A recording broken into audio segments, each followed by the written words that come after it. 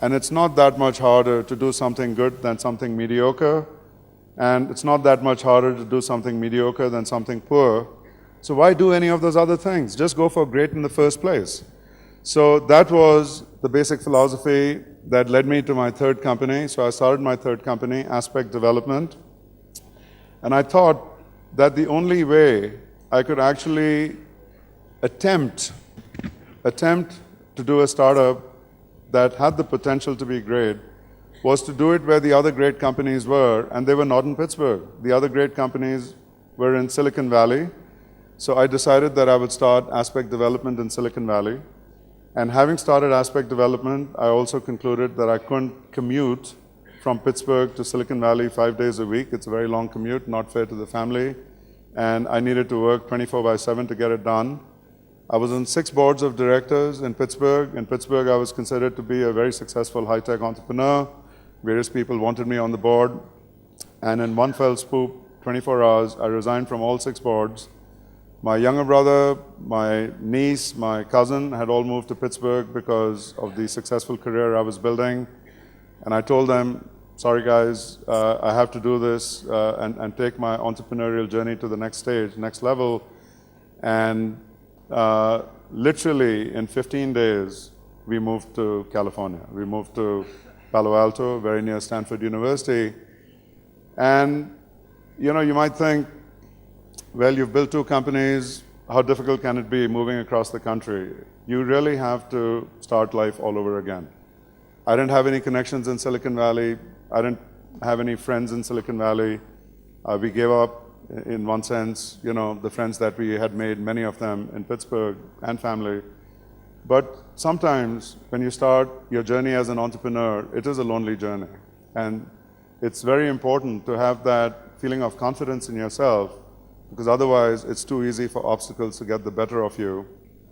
And in hindsight, I have to say that of all the decisions I've made in my life, the 2 best decisions, one was the move from IIT Bombay to Pittsburgh to get my degree at Carnegie Mellon, which was then the start of my entrepreneurial career. And the second was the move from Pittsburgh to Silicon Valley, because it was only in Silicon Valley that I could compete with the best of the best. So on the one hand, I had the challenge of competing with the best. On the other hand, that's where the best talent was. And no great company, whether in software or any other domain, can be built without a great group of talent in the company. And you have to find that talent. And if the talent comes to you, that's fantastic. And if it doesn't, you have to go to the talent. Because without the talent, you are not going to be building a company of any scale or any substance. In this case, the move to Silicon Valley made it easier for me to attract the talent. And it was a 10-year journey. We built a truly great company at Aspect Development. And as Laura said, the value of the company started to climb. And yet, in the midst of all that sort of success, it wasn't that easy. 1996, Aspect Development went public. I was not just the founder, but the chairman and the CEO of the company. I ran it as a public company for 15 straight quarters, always beating Wall Street expectations and Wall Street promises. But, hold your applause, I missed the 16th quarter. Our stock was trading at $60 a share. We had gone public at $20 a share. We were trading at $60 a share. It was 1999, and the internet bubble was building, so we were overvalued as a stock. And because we underperformed one quarter, just one quarter out of 16, the next day our stock went from 60 to 30, and over the next week the stock went from 30 to 6. So in a matter of 2 weeks, we had demolished 90% of the value of the company. And I had 2 choices. You know, one was to whine and complain and blame fate and, you know, accuse the analysts of being of overreacting. Instead, what I did, I showed up for work the next day, wearing torn jeans and a torn t-shirt. And I called the 600 employees that we had in our Silicon Valley headquarters at the time. And I told them, I said, okay, guys, we messed up. I messed up. I'm the leader of the company. It's entirely my responsibility. I laid out for them a transformation plan that I felt would bring the company back and give it that same momentum it used to have. And while I didn't know exactly how Wall Street would value the company, I basically told them, 3-year journey, we are going to try and get the stock back to $100 a share. Now, this was a time, again, 1999, when every single one of our employees was being courted for positions with other companies. But because of their confidence in leadership and because of their confidence in the vision that we laid out for the company over the next 3 years, we didn't lose a single employee. So here's a company.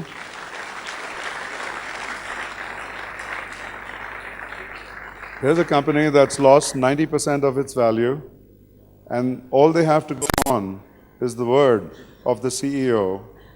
And the lesson I learned from that is that this relationship of trust between the CEO, the leadership team, the talent, all the employees of the company is fantastically important. Because in the process of building a company, even a company that for the most part is doing extremely well, there will be adversity. There will be challenges, there'll be obstacles, there'll be disappointments, there will be times when you don't meet your performance expectations. If you're a public company, there'll be times when you'll disappoint Wall Street or the Bombay Stock Exchange. And if you have that relationship of trust with your employees and you have a plan for getting the company back on track, they will stick with you. But if you don't, they're going to leave, and then you won't have a company. So again, as entrepreneurs, it isn't just about having a great idea. That's the beginning. Absolutely, you need to have a great idea. It's not just about building a great management team, a great talent pool. All those are prerequisites to success. You've got to have a relationship of trust with your employees. You have to trust them, they have to trust you. And that's an art form, but very important. Anyhow, we brought the company back. I thought it was going to be a 3-year journey, and something absolutely amazing happened. 3 months later, we overperformed the quarter. So our stock, instead of going from $6 to $8, went from $6 to $60. And then the next quarter, we overperformed again. And instead of the stock going from $60 to $65, it went to $100. At this point, in the privacy of my home, I was asking myself, what the hell's going on?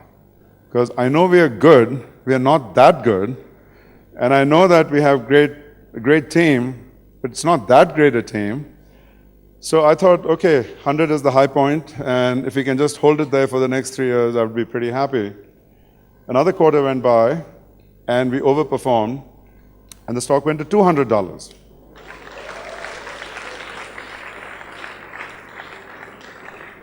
And this time, I didn't even have time to go home to think about what the hell is going on, 6, 60, 100, 200. I have no way to know what the hell Wall Street's doing. So before I could go home, I got a call in the office from I2 saying, damn it, we wanted to buy you when you were at 30, and then we looked at you, you were at 60. We wanted to buy you when you were at 60, we looked at you, you were at 100. We wanted to buy you at 100, you're at 200. They're not going to wait a second longer, and they made an offer at $240 a share.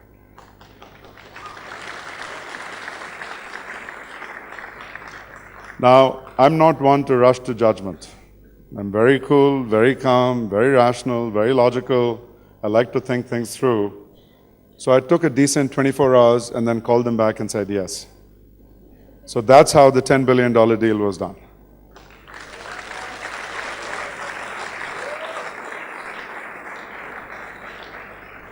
So what's the lesson to be learned? Mediocrity sucks. Go build a great company. Don't just be an entrepreneur. Be an entrepreneur with the aspiration of wanting to build a great company.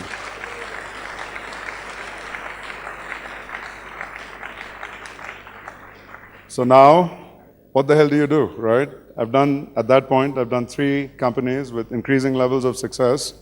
Each has been a 10-year journey. There were some people who said retire, and I pretty much said, look, I'm not going to retire till, my last breath. So that's out of the question. Someone said, go be a philanthropist, do that full time. I said, yeah, I'm absolutely going to do philanthropy. I'm going to try and be the person who helps with the vision and the strategy and provides the funding. But can I do it full time when I have entrepreneurship in my blood? At this point, by the way, the mutation of the gene was complete. So the answer is no. You can't go back once you're an entrepreneur. If one company doesn't work, you're going to do the next one. And if it does work, you'll do the next one even better. So in this particular case, the question wasn't whether I do a company. The only question was whether I should do a startup or do something else. And I felt, having done 3 startups, transformations, turnarounds, fast growth, missing public quarters, that perhaps I had earned the right, based on my experience, to actually build a group of companies, not just one. And so I started Symphony Technology Group in 2002, and the mission of Symphony is to build a group of truly great software and services companies. In that group, I felt there would be startups. I felt there would be companies that we might acquire and turn around and grow. And back in January 2002, and by the way, I should also share with you, every time I've started a company, I've always had that same fear. And the fear is good ideas won't come, and if they come, I won't be able to execute them, and if I'm executing them, I won't be able to attract a great, management team and a pool of talent. And even if I do all that, the business model may not work, and if the business model works, Wall Street may not reward it. So I always have those fears, and those fears are completely normal. On the positive side, I've always been able to overcome those fears and never have them become debilitating in a way that paralyzes me. And in fact, I would say fear energizes me. So I'm paranoid about competition, and because I worry about making sure that we do everything to succeed, you sort of double up your energy and just make it happen. So with Symphony Technology Group, I remember the first day, I had set up an office, I'd hired a secretary, I'd written a big check to a bank account. I go in out there, 4 walls, and I'm sitting there saying, my God, now what? And somehow the idea started to flow and the execution started to happen. And today, 8 years later, Symphony Technology Group is a group of 10 companies, $3 billion in revenue, 20,000 employees. And of those, we have 6,000 employees in India, in Bangalore and Mumbai and Pune. So it's been a very interesting journey, because this time it isn't one company, it's 10. And those of you who are thinking of being entrepreneurs, or if you don't know, I should tell you, it's going to be a full-time job. It'll be days, nights, weekends, and that's for one company.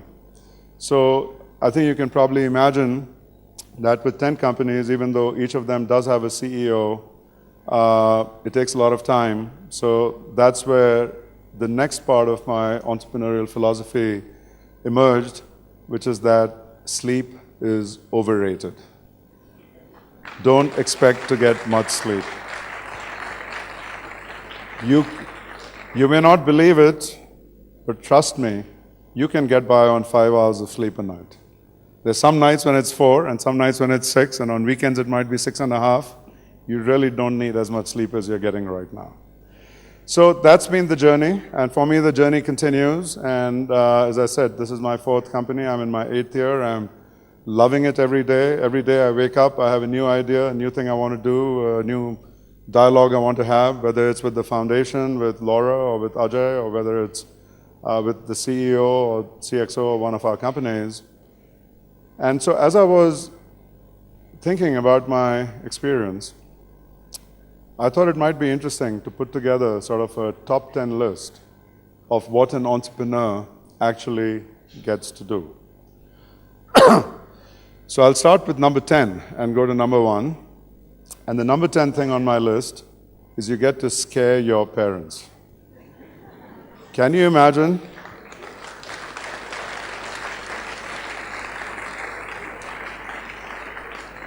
Can you imagine going home and telling your parents who have all these plans for you? They want you to be a doctor, they want you to be a lawyer, they want you to join the IAS, get a safe and secure job in the government so that you can marry the right person, not shame the family, all that stuff that goes on, in an Indian family, or at least most Indian middle-class families.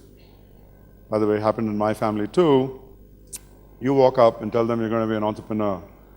You don't know it, you're scaring the hell out of them. So that's number 10.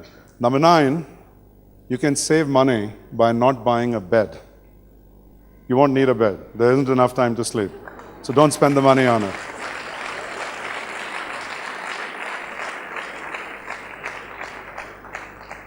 Number 8, feel the passion, because your company is going to be built around an idea, and on day one, the products aren't there, the team's not there, the capital's not there, nothing's there except your idea. And if you don't feel the passion, no one else is going to feel it. So entrepreneurship is not something which is, just rational and logical, and you do a business plan and it all hangs together and it should work. The more passionate you are, the more talent you'll attract around you, the more passion you feel for your business, the more likely it is that you'll be able to attract venture capital. And so if you don't feel the passion, don't start the company, because your journey is going to be really hard. So number 7, celebrate your team. The key to building a great company is to build a great team. No person can do it alone. With all my experience, I can't do it alone. So you have to build a great team, and then you have to celebrate that team every day, because that's what it takes. Number 6, learn to beg.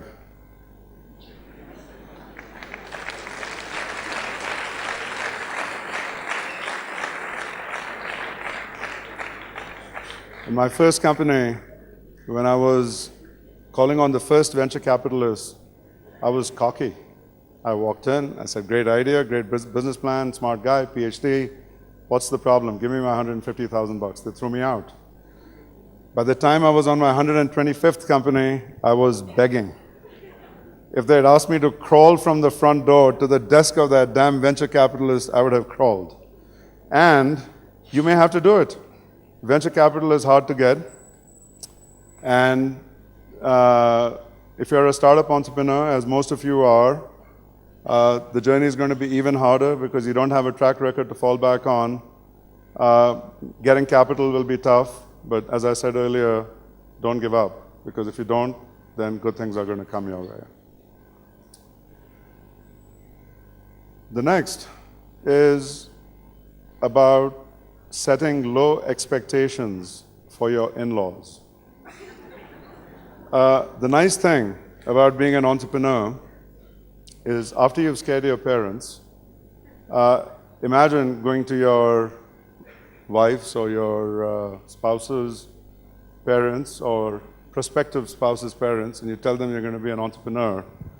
The first thing that goes through their head is, damn, there goes the dowry, right? And the next thing goes through their mind, okay, I guess our daughter will be coming home after 1 year, so may as well get used to the idea of this being a relatively short marriage. So all these things happen, and I think it's a wonderful thing if you set low expectations with your in-laws. The next on the list is learn humility, because if you don't, your customers are going to teach it to you, and if they don't, your employees are going to teach it to you.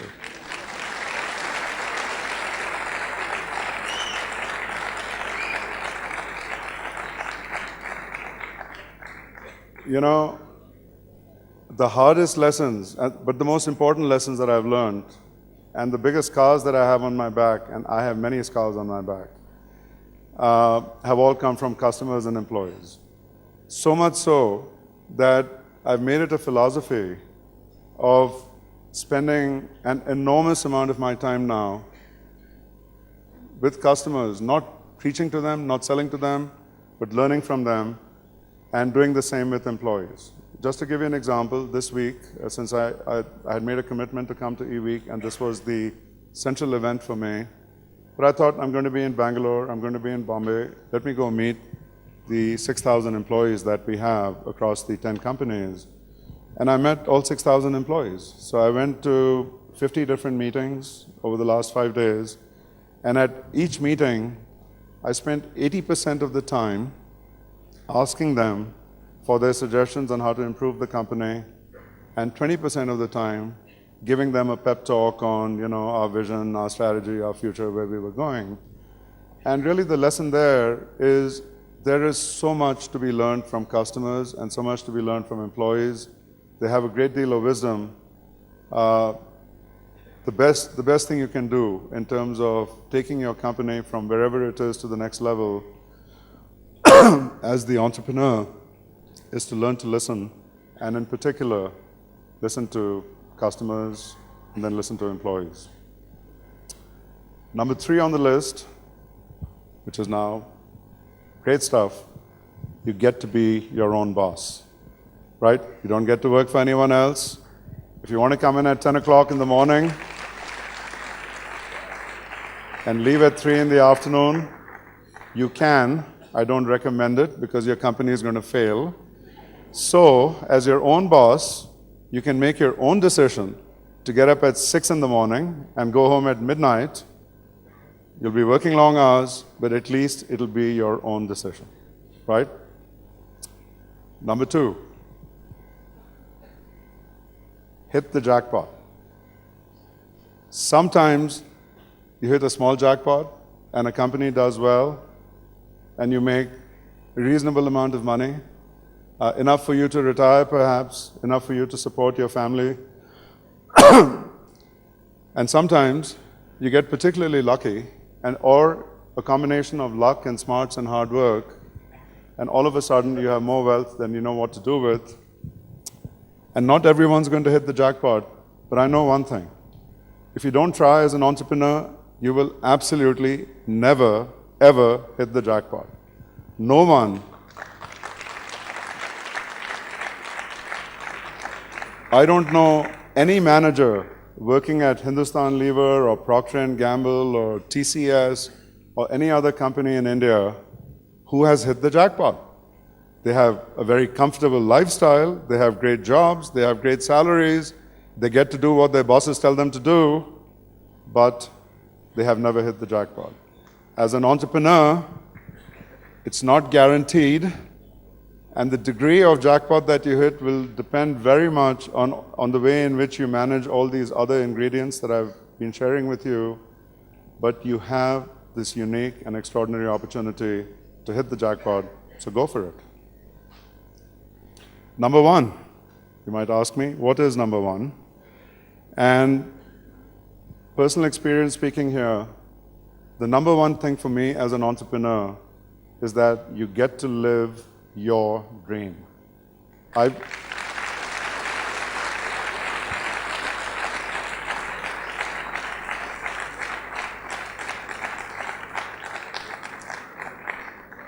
So when I put all this in the context of India, keep in mind that most of my companies were built in the US, but I come to India often enough to have a feel for the opportunities here. I can't think of a single country on the face of this planet with more entrepreneurial opportunity right now than India. Kiran talked to you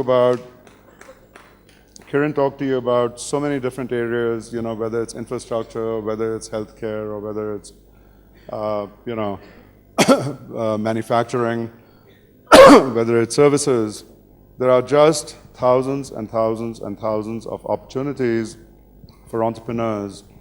There aren't as many entrepreneurial opportunities in China, even though China may be growing faster than India, because the culture of China is not as friendly to entrepreneurship as the culture of India is. The culture of China is much more controlling, much more top-down, much more managed by the Communist Party. And India has an incredibly chaotic democracy. But in the midst of that chaos, there is real opportunity. And frankly, I think it's the chaos that exists in India that actually makes this such fertile territory for being an entrepreneur. So since all of you are here as prospective entrepreneurs, and I know that you're among the most passionate of the prospective entrepreneurs that we have in the NEN community, all I can tell you is go for it.